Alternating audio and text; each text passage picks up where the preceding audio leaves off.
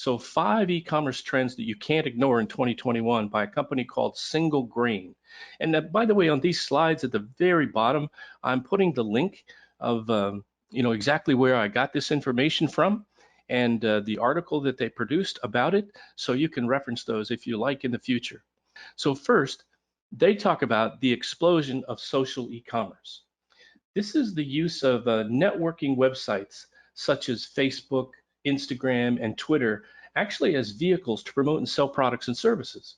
Campaign metrics include user engagement, such as liking, sharing, retweeting, and according to eMarketer, social commerce rose from 23% in December of 2018 to 31% in October of 2019 among US users. So it's a growing trend and one that'll probably continue to grow over the next year or two and beyond.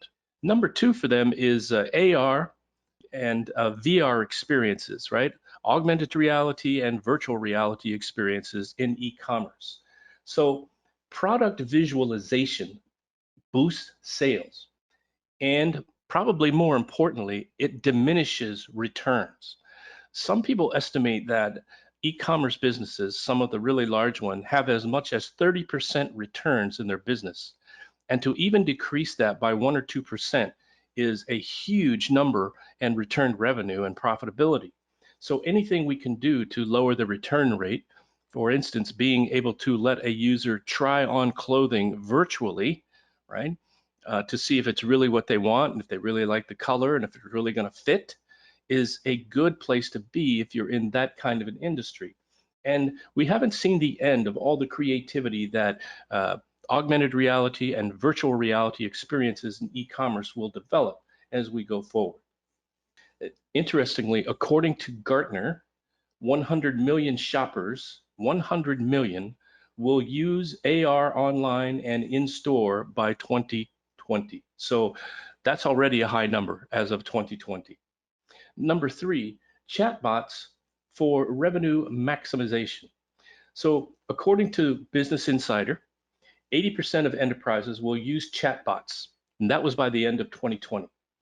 This artificial intelligence software is more than a new channel for consumers to find out about e-commerce deals and buy products. Consumers can use chatbots to identify products they want and need. Most of the chatbots today are sort of, would you like to talk with me? But the more important ones are the ones that will allow you to engage with the customer actually while they're on your site, so that you can see what they're shopping for and offer some assistance. And they're becoming more and more expected by the consumer, that somebody will actually engage with them as if they were in the actual, physical store when they're in the online store.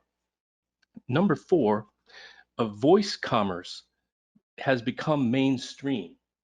Now, you may not be a fan of Alexa or any other electronic device that is a smart device, but voice search is growing rapidly, and it's thanks to the popularity of these digital assistants. As of 2019, China had 85.5 million smart speaker users. As of that same date, the US has 74.2 million, and the UK has 12.6 million.